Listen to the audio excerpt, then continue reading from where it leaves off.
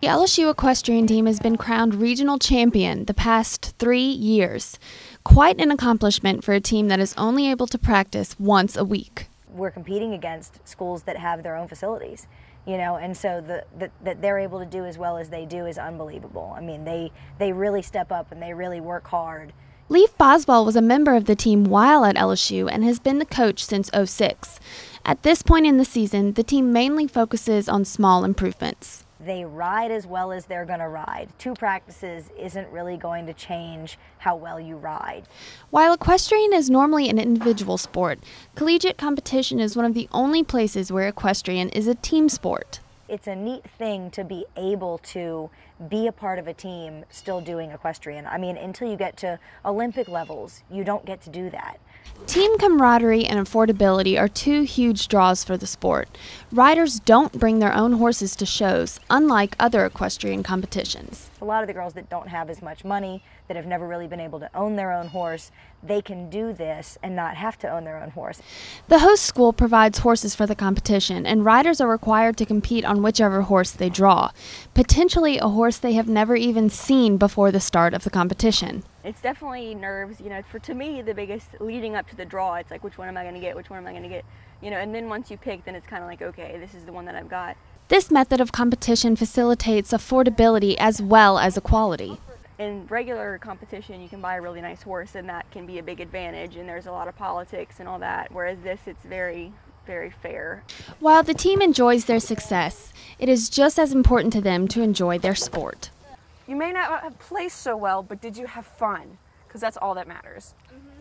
Hope Fitzgerald, Tiger TV.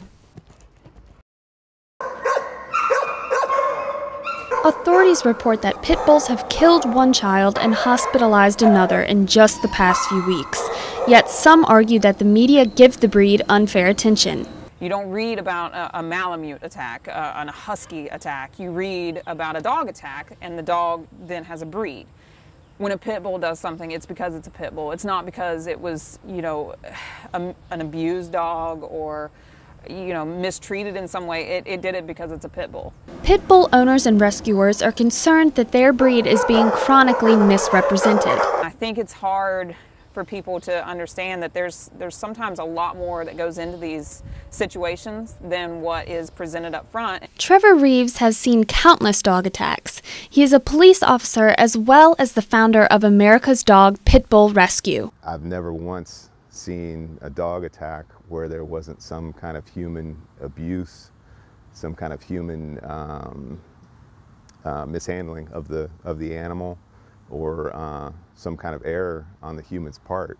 I've never once seen a dog just turn for no reason whatsoever.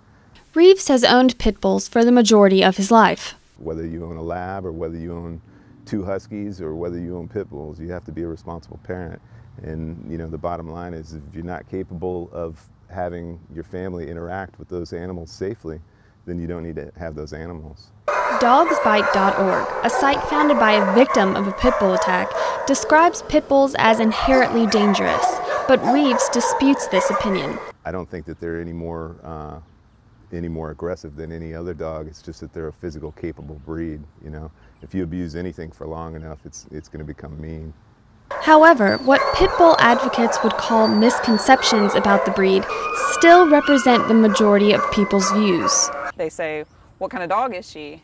And when you tell somebody it's a pit bull, they would take, people would take 2 steps back from her because suddenly that had changed the dog somehow. The impact of the pit bull label is clearly seen by the Animal Control Center. An estimated 75% of their canine rescues and donations are pit bulls.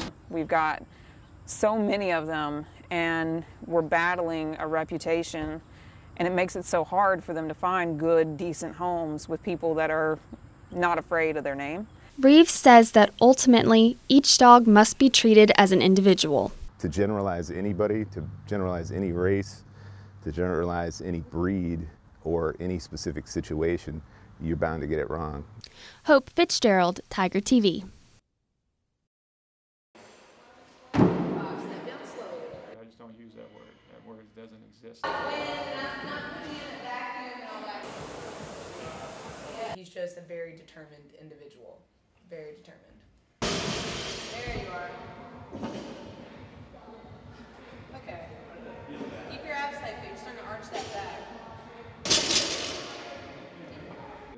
gone for a while. It's just gotten worse and worse. I mean, to the point where it's just a silhouette or shadows.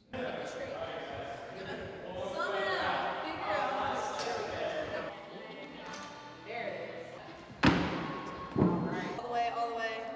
Good. He basically does things that people with, complete eyesight would never do. 6, 7, keep your eyes. 8. Yeah, you're pausing. Don't pause. I'm used to doing things for myself, and I still can, and I don't really try to rely on others, but I mean, obviously there's some things that I just can't do just yet, but I'm definitely working. I don't let it wouldn't stop me from anything.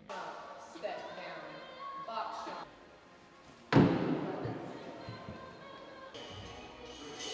He taught me what it meant to be fearless and to just work hard. There you go. There you go. There you go. Keep on. There we are. Here we go. Go straight to your next rep. Get off your toes. Treat others like you want to be treated, and do the best you can. Not about what you can't do.